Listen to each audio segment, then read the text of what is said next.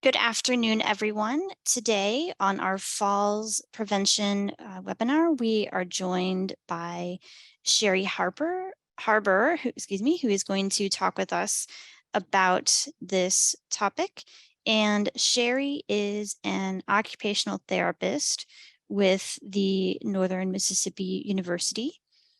So she has prepared an excellent PowerPoint for us on this topic. So with that, I will turn the program over to you, Cheri. Thank you and welcome. Thank you. Hi, everyone. I'm very excited to be here today. This was exciting to have this opportunity. I was just going to let you know, if you do have questions, feel free to put those into the chat. And if they are something that needs clarification in the middle of the presentation, they will interrupt and we'll get those answered. Any other questions that can wait to the end, then we'll be sure and have time to do that. So I'm going to switch to screen share and we'll get started.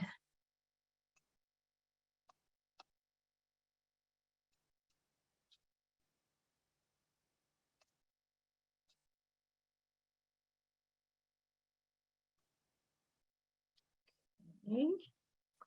Not sure that I've got it going yet.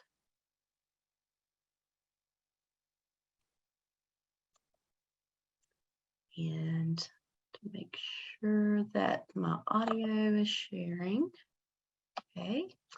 And I need to swap the screens. Okay. So hopefully that's exactly where we need to be. So the title of my presentation is Prevention and Intervention, looking at the impact of low vision and the risk of falls. Just a little bit about my background. As Katie mentioned, I am an occupational therapist. I completed the graduate certificate for low vision from UAB in the year of 2010. That seems like a lifetime ago. I continued on and finished my master's with an emphasis in low vision research. And I have a specialty certification in low vision rehab through the national organization AOTA. And currently I practice in the field of low vision at North Mississippi Medical Center Retina Center in Tupelo, Mississippi. So some people may not be very familiar with occupational therapy and what we do in general practice. So just for your knowledge, the goal of occupational therapy is the application and knowledge of skills to help any of our clients to engage in everyday meaningful activities. And we call those occupations that they want to do or they need to do in order to support their health and their well-being. We have a very good basis in holistic understanding of aging and disability, but not just the impact of that sensory loss, but also on movement and mental function, psychological and social adaptation.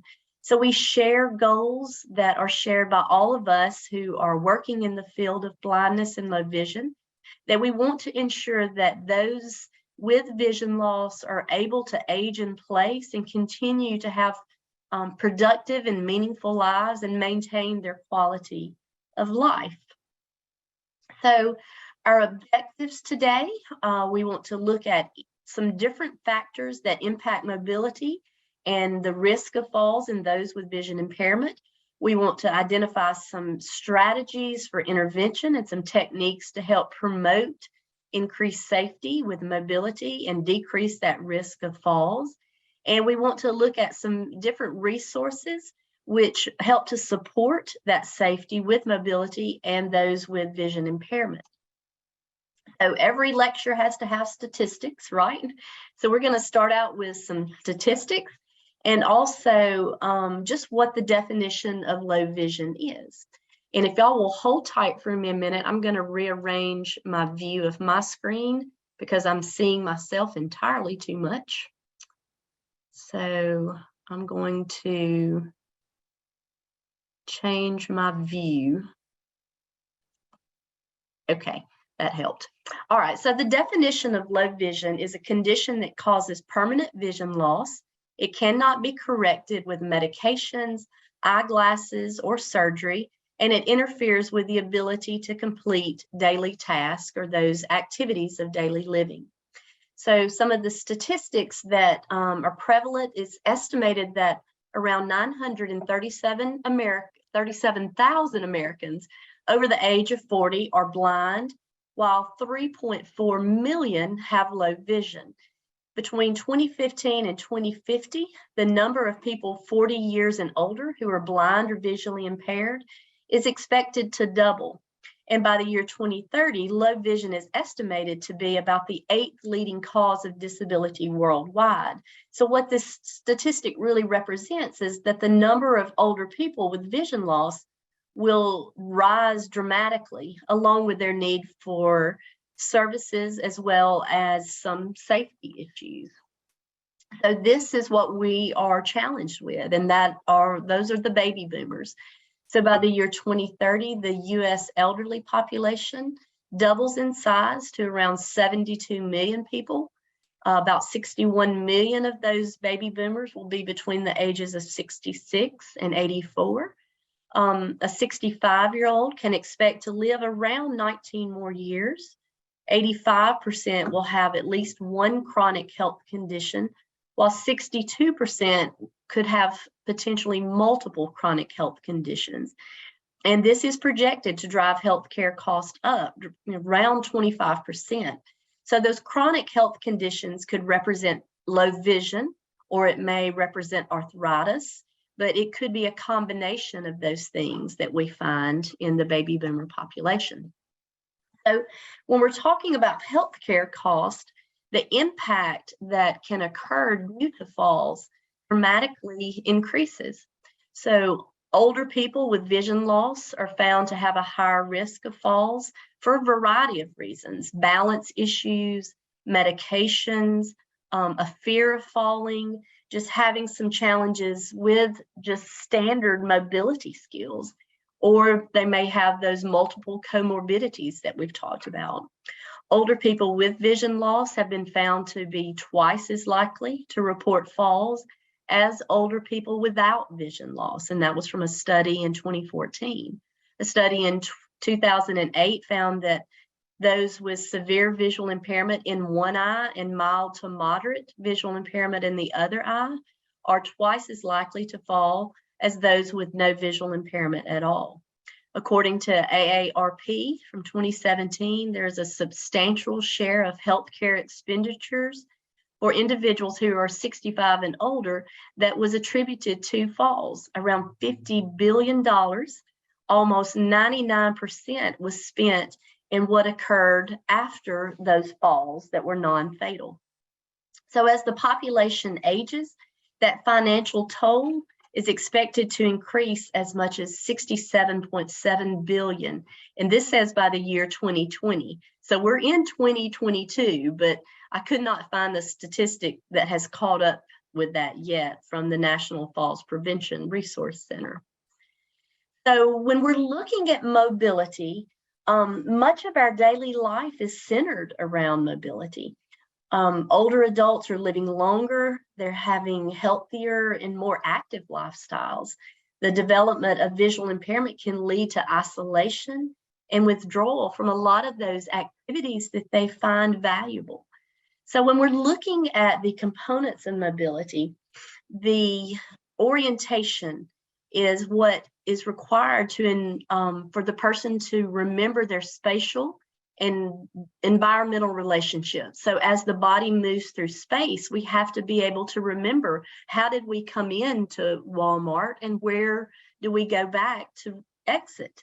The home and community navigation is also requiring good cognition and communication skills, being able to recognize signs and recall those pathways. Mobility requires the ability to carry items from one place to another.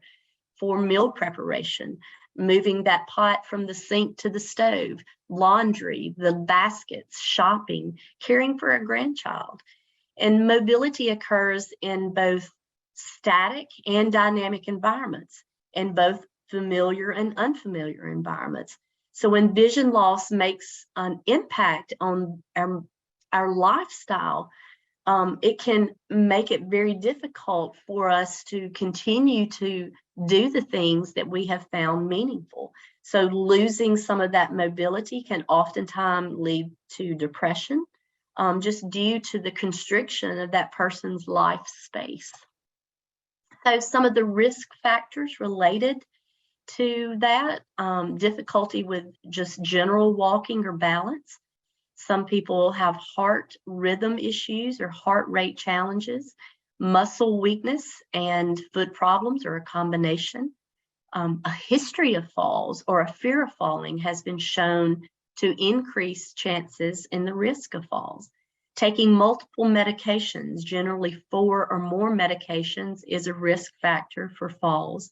Dizziness, health conditions, some of those conditions that we talked about earlier, those chronic conditions such as arthritis or diabetes or stroke, just general rushing and not paying close attention to the environment and what's happening around us, and then of course vision impairment.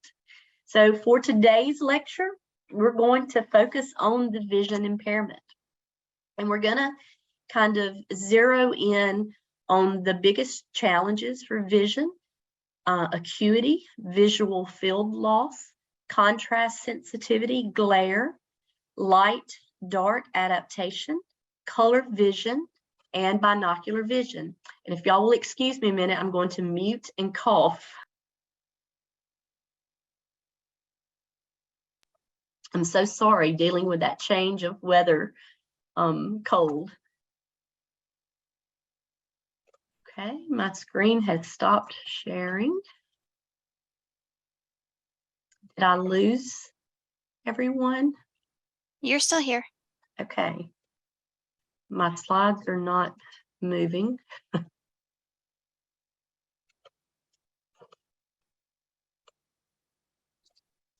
let me escape. My computer has frozen. And we were on.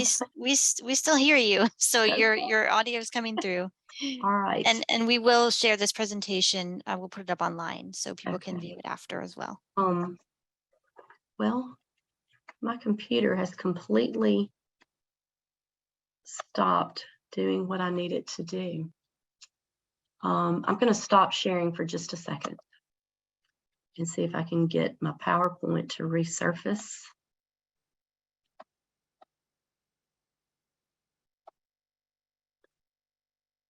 So we were at, okay. Let me see from current slide. Okay, now let me go back and share. I'm sorry, would not be technology if something went, if it all went smoothly. All right, I'm going back to share my screen. And from current slide and switch display. Okay, I think we're back in business. Okay, so now we're going to talk about visual acuity loss.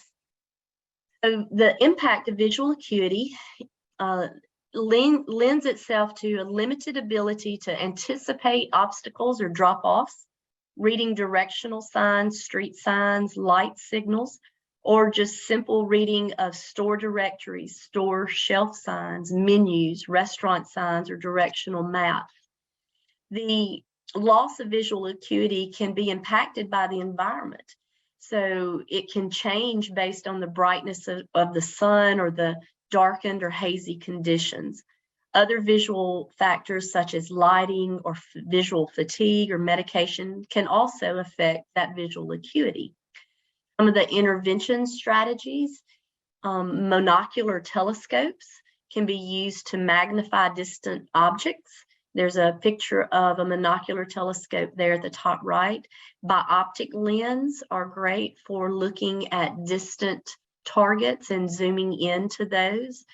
Relative distance, just being able to move closer to the target that's trying to be seen, is helpful for some with visual acuity challenges. Or if you have a smartphone, the cameras in smartphones have become very advanced in the ability to zoom in on targets. The pictures that I have here are the use of my iPhone magnifier app, which I love.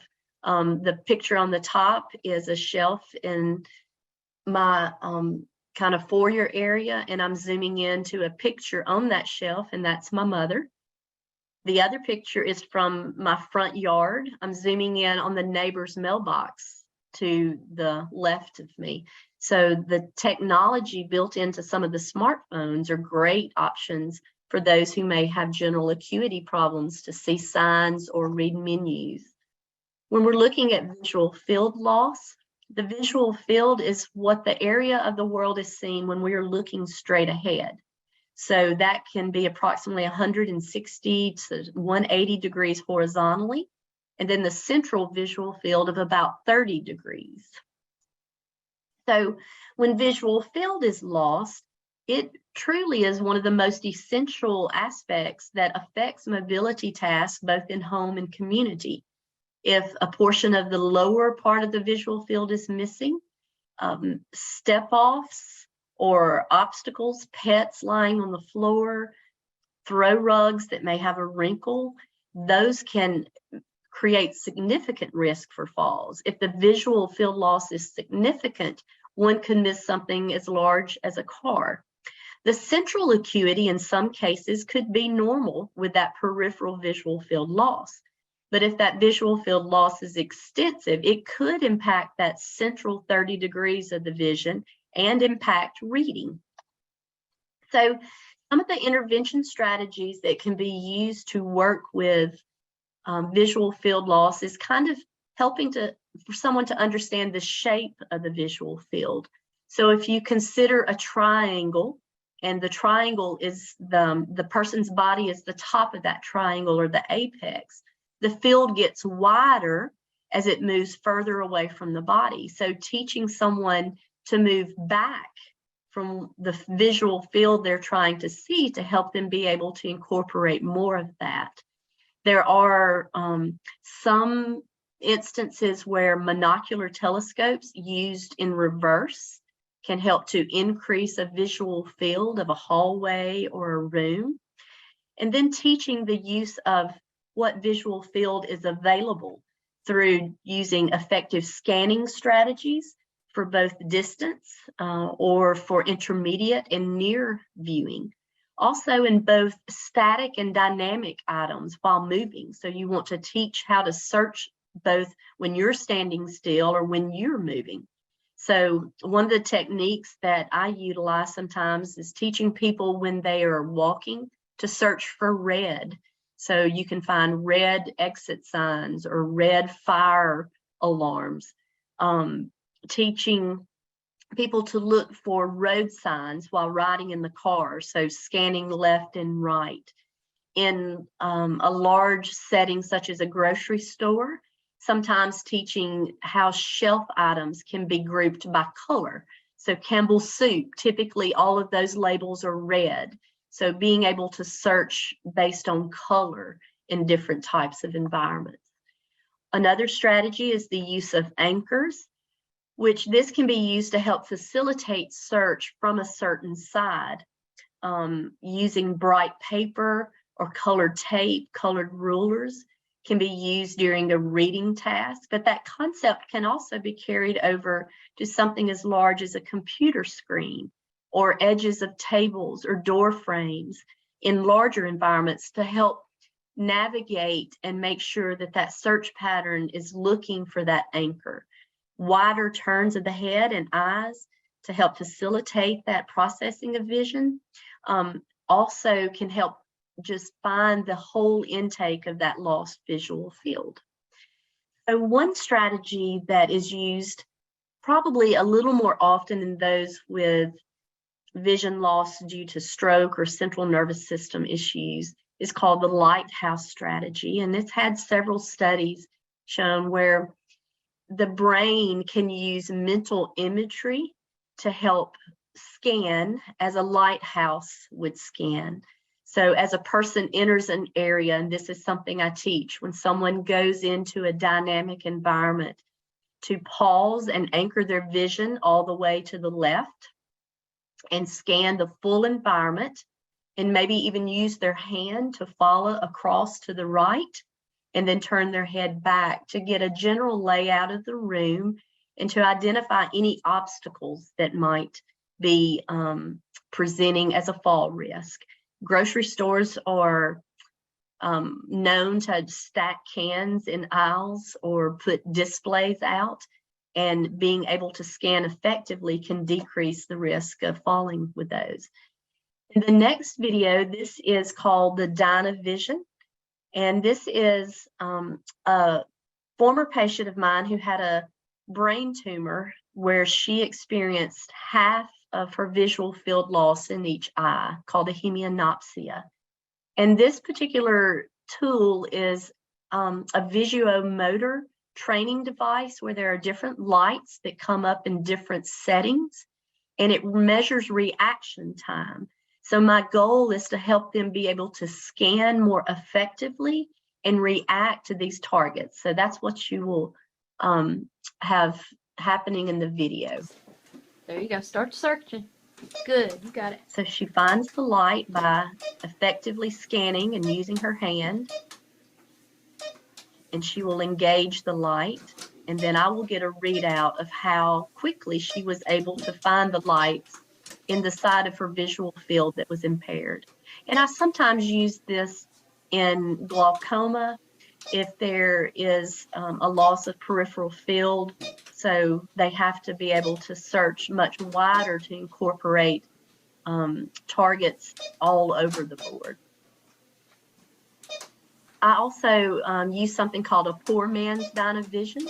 So this same type of technique can be used with a laser pointer in a home environment. It requires an extra person to stand behind someone and aim the laser pointer in different fields on a wall, on a blank wall, and for the person to be able to search for that and locate it.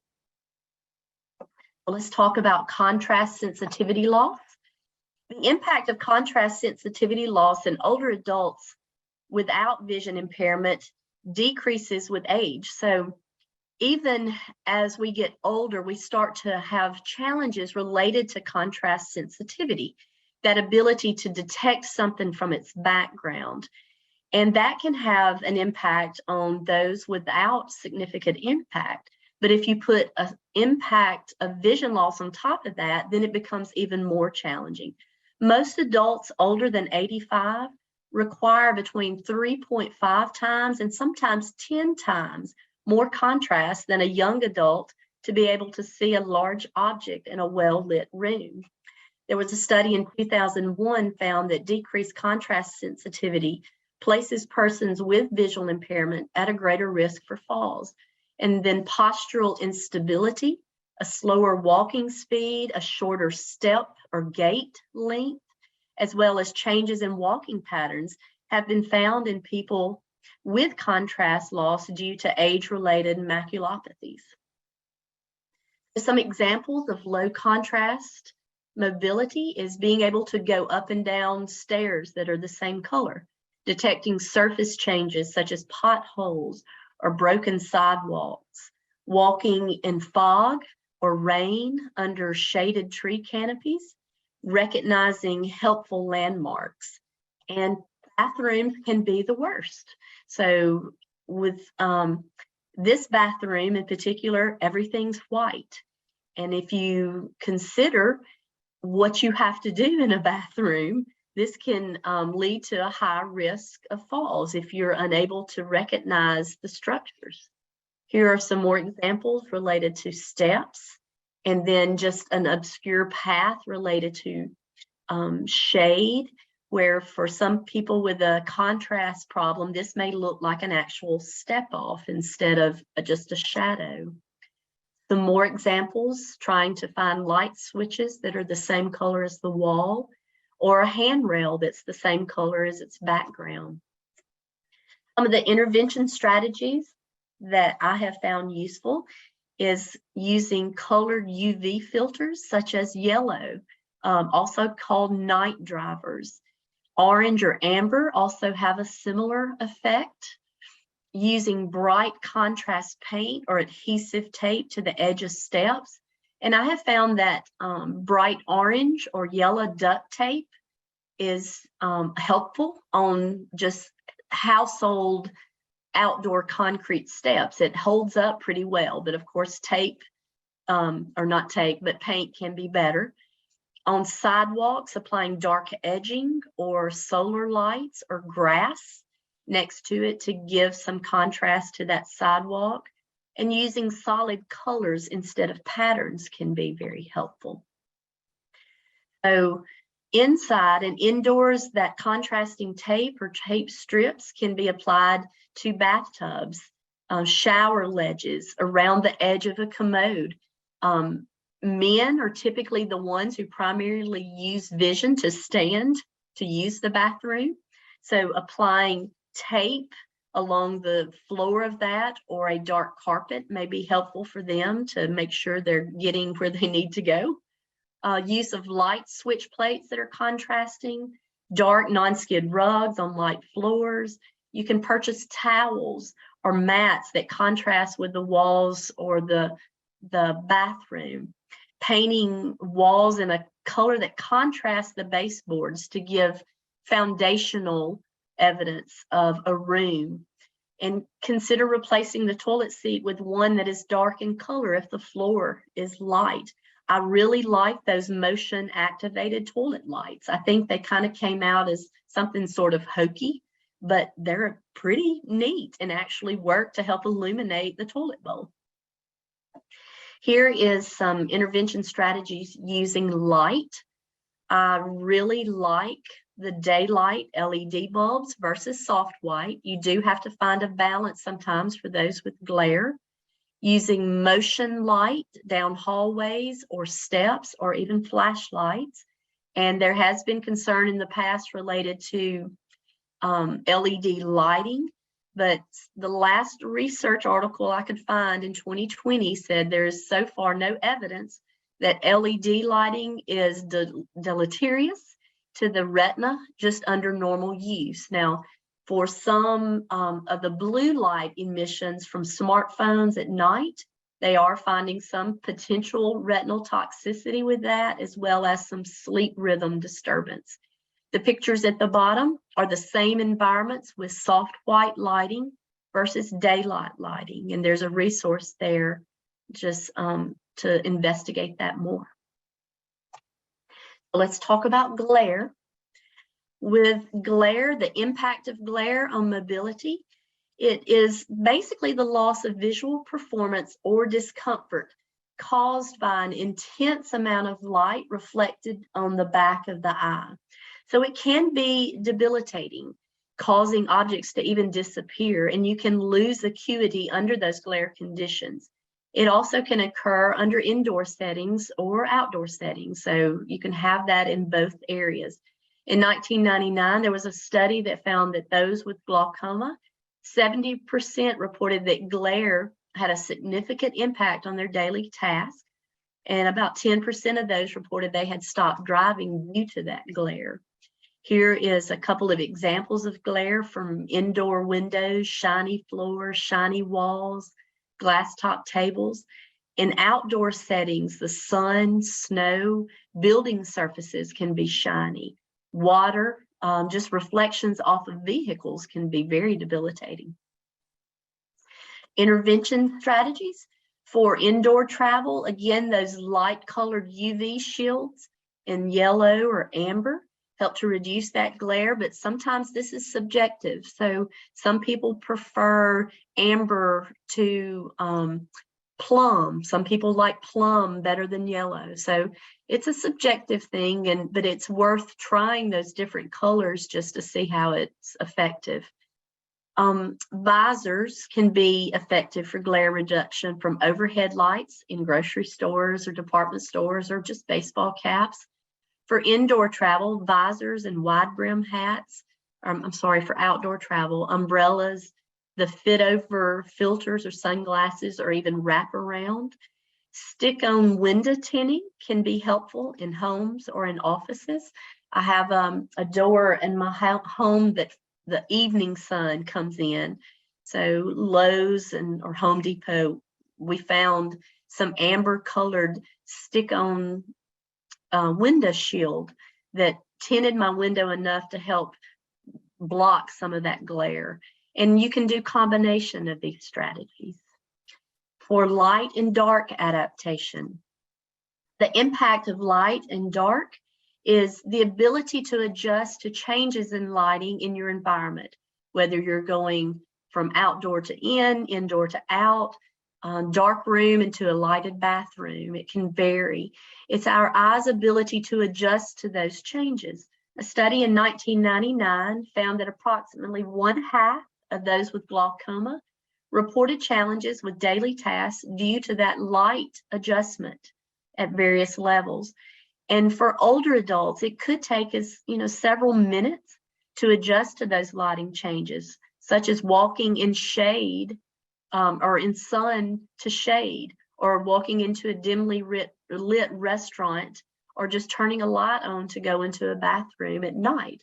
So it's really important to consider that impact of mobility in both settings, both home and community, because the details of that environment may be difficult to distinguish until vision readjusts. And for some of my patients with low vision, I sometimes discourage them from getting the eyeglasses that get dark in the sun, transition lenses. And I prefer that they use fit overs, just because if they already have a contrast sensitivity issue or light dark adaptation problems, and they put transition lens on top of them, it can make that even more difficult.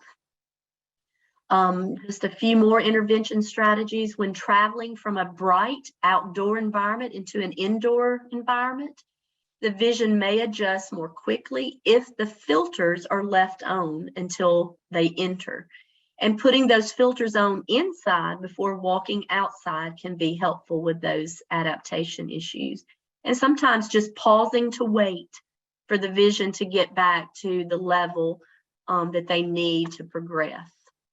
In looking at color vision and its impact, it is a significant part of being able to identify landmarks in our surroundings. And it gives us clues to those things in both our home and our community. There was a study in 2014 of 900 older adults between the ages of 58 and 102. They found that color vision problems in the blue-yellow spectrum affected about 45% of them in their mid-70s. So that proportion rose to 2/3 by the time they reached their mid-90s. So the challenges we're seeing in things such as traffic lights, or general lights on the street at street crossings, or challenges identifying borders that may have not been marked well. It can create problems with reading signage, especially if those signs have colored writing on colored backgrounds. For an intervention, the use of auditory signals may be helpful, helping them to listen to what goes along with those color changes. Recognizing sign shapes and forms rather than recognition of color, such as the stop signs are red, but they're octagonal, and those are the only types of signs that are that shape. Telescopes may be useful in some situations to bring that color closer. And for color blindness, there is the potential use of colorblind glasses. I think there's different ones on the market, but Enchroma are some that are pretty popular, and they help with red-green color blindness. There is a Scantron code. If you hold your phone over that Scantron, the phone camera, it will take you to the Enchroma website if you're interested in knowing more about those.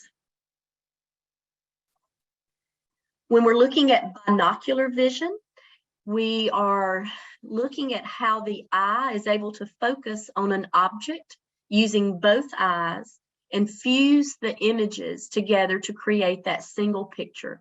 So what can occur are significant differences in our ability to detect depth. So if acuity is very bad or blindness occurs in one eye and there is decent vision in the other eye, that can still create difficulty with seeing step-offs or drop-offs, and things can kind of look flat in appearance. So challenges can occur with reaching for railings or grab bars. It can make it difficult to step up to clear those ledges or step over ledges for showers. Navigation of obstacles in busy environments can be a challenge for those with binocular vision challenges.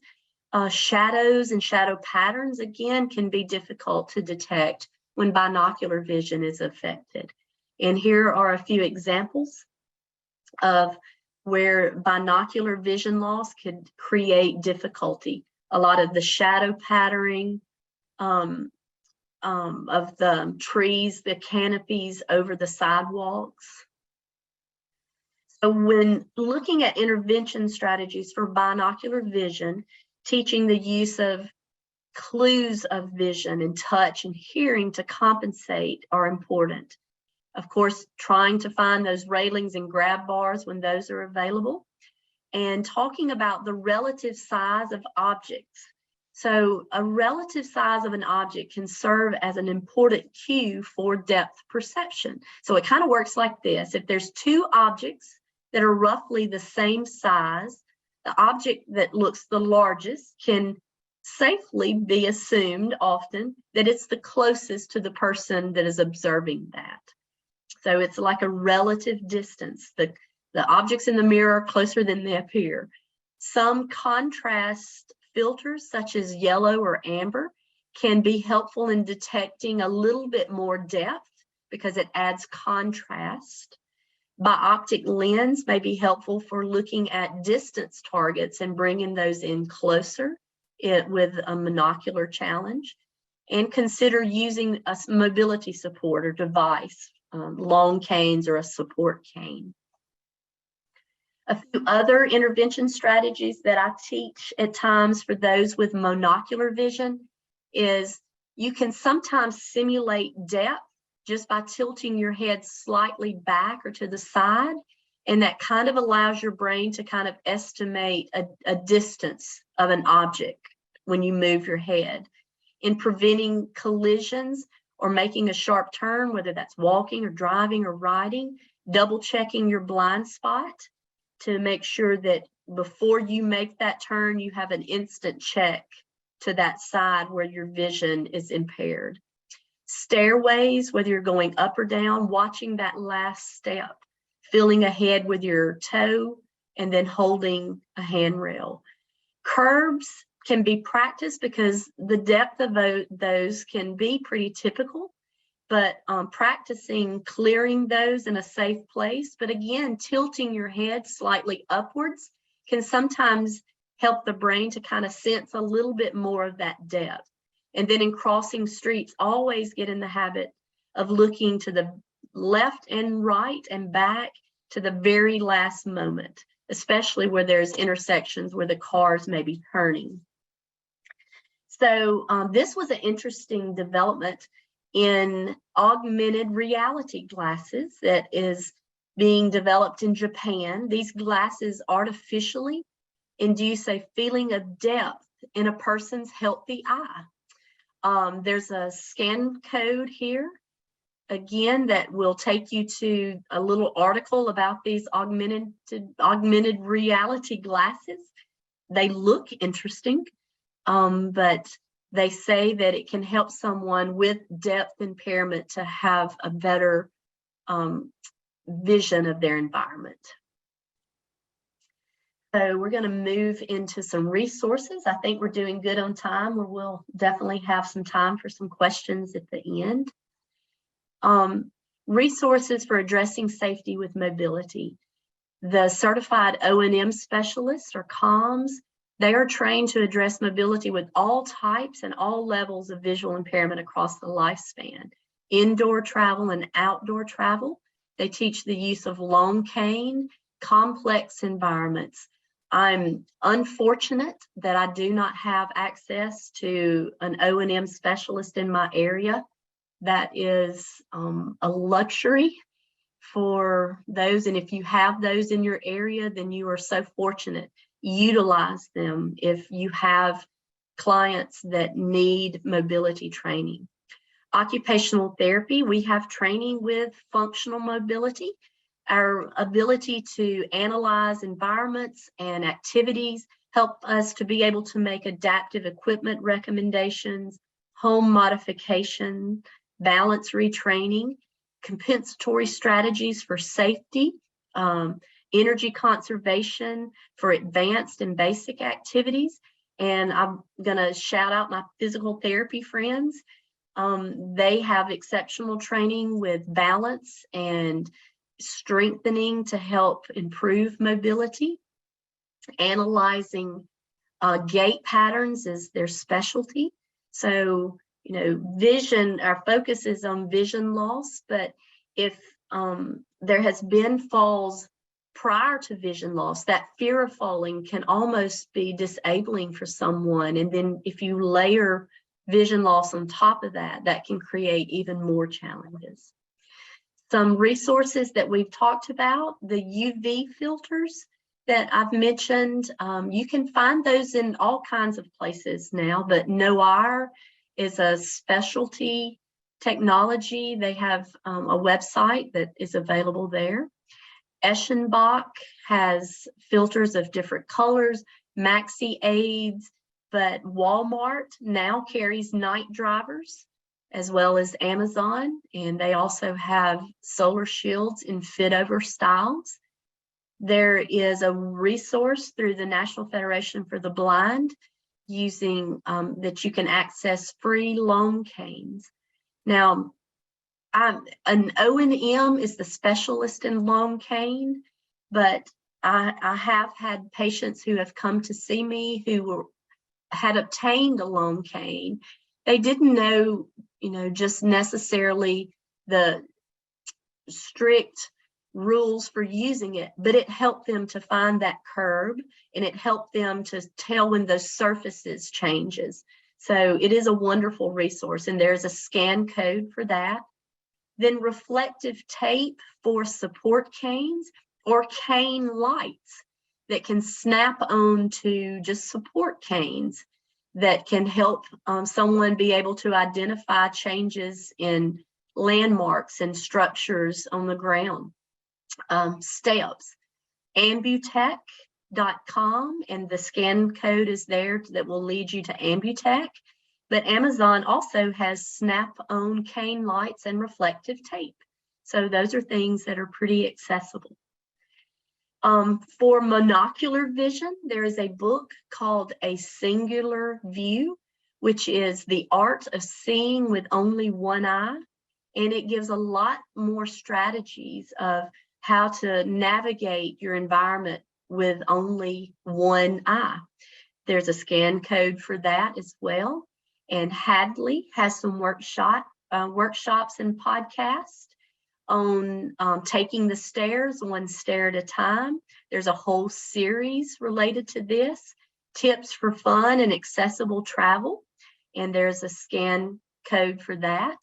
American Printing House, our group who's sponsoring the webcast today, they have some wonderful resources for vision loss and falls. So a quick Google search can pull up a lot of things that are very helpful for mobility in general, but these resources tend to lend themselves to vision loss and impact. And here are some general resources related to falls: the National Council on Aging, Administration for Community Living, the National Institute on Aging, the Alliance on Aging and Vision Loss. And there are scan codes for each of those that will lead you to their websites.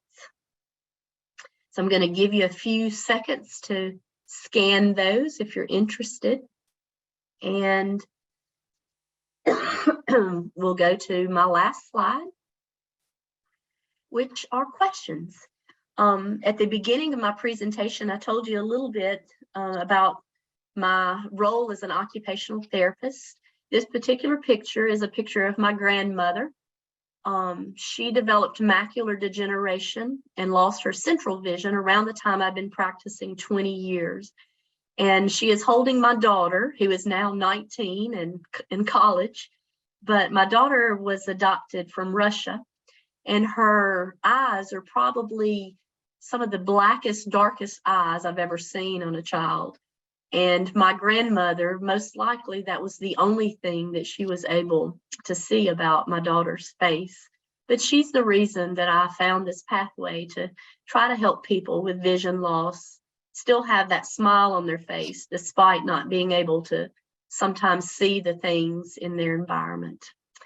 My contact information is there. There is another scan code that will lead you to my business card. So you're welcome to scan that. And I'd just like to reference some of my material today from a book called Occupational Therapy Interventions for Adults in Low Vision. Mary Warren and Elizabeth Barstow are the authors of that particular book.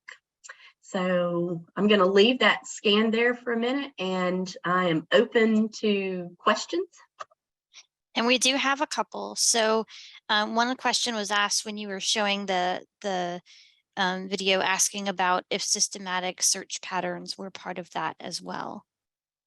Yes, if I'm understanding the question, so systematic search patterns, just depending on what type of environment you're searching. So for an immediate or intermediate or near environment, I'll teach rectilinear patterns, left or right, and use anchors. For large dynamic environments, teaching kind of the lighthouse strategy with wide head turns and eye turns. I don't know if I'm answering that question exactly the way they're wondering, but I think that's how I would understand systematic scanning. All right, another question. What do you think of the blue coverings for fluorescent overhead lighting to reduce glare? I'm not familiar with any particular blue coverings for fluorescent. I mean,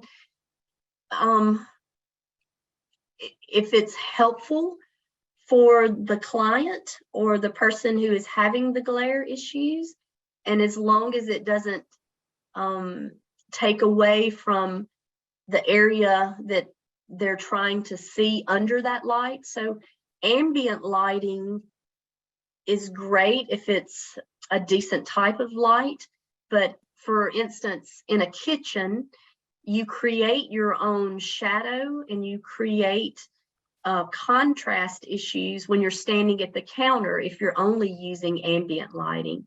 And if you added a blue cover to that, that might make that worse.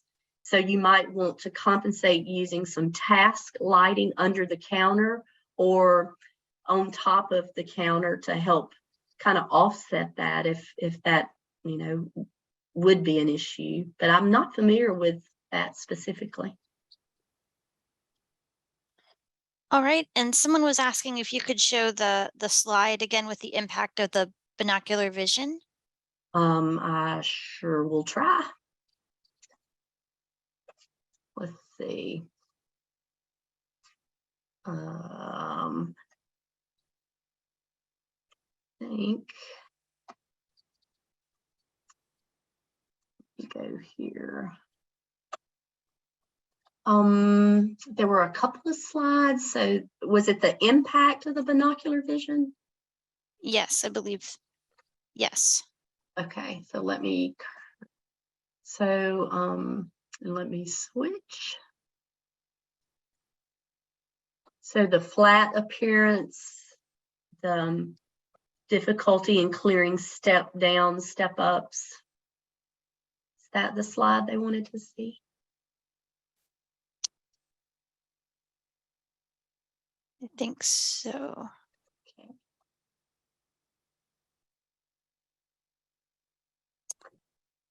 And Katie, I'm showing about there's 55 things in the chat. I don't know if that's. Yep, we have another question asking if you've heard of a secondary impact of the Enchroma glasses for people with photophobia. It could reduce painful glare without over darkening the field. So especially for transitioning indoors. I have not, but that's interesting. So it helps, is that what you're saying? Or it's, ask that question one more time. I think it was more of a comment asking if you'd heard of this, of the benefit of them, so that it would, Oh, okay. it can No, help I them haven't. transition. So That's very interesting. And Fred said he had a comment on it. yes. Okay. So, and I think he's putting some things in chat, but we have one more question right now. Okay.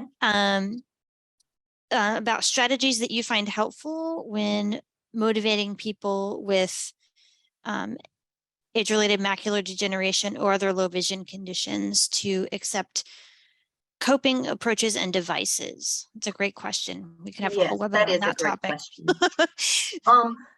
You know, that's, I think it depends sometimes where they are in acceptance of their condition. But I spend a lot of time talking about what their goals are and trying to help them to understand that they can still accomplish many of those goals, but it may be a different approach to doing it, or a device to get it done. And, you know, some people are open to learning those devices and some are not. So I think really looking at what's meaningful to them and what's important for them is a big motivator to help them to continue to do it in ways that they may have to understand. If they want to continue, it may require adaptation. And sometimes I will show them a device. I don't like to show magnification sometimes my first day, but sometimes I can get a sense of they need to see it. They need to see the difference that a video magnifier can make for their ability to see that grandbaby's picture. So sometimes you have to give them a taste of it.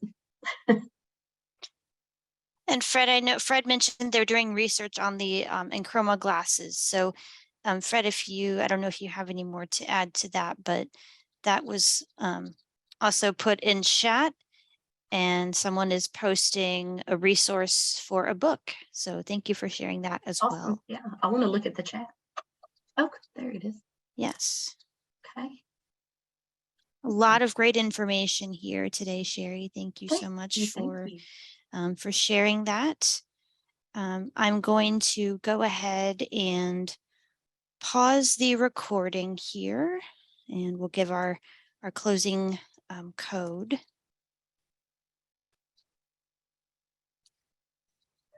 So again, thank you, Cheri, for your presentation this afternoon.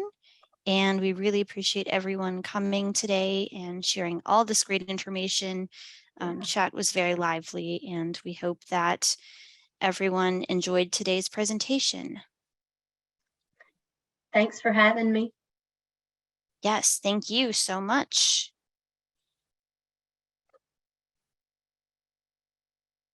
All right, thank you, everyone.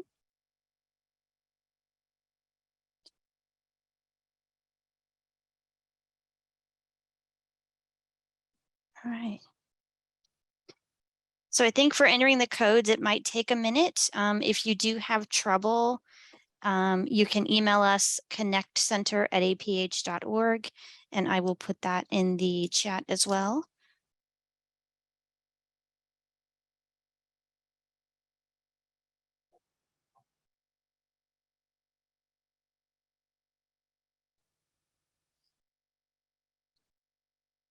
So again, apologize if you're having issues with the codes. It might take a minute after the webinar for them to get populated into the system. Yes, and we have our toll-free number in the chat as well. So with that, thank you again, everyone, for coming and participating today. Do we have a number of attendees? I saw at the high point, we had about 126 or yeah, Okay. 120. So I did that not.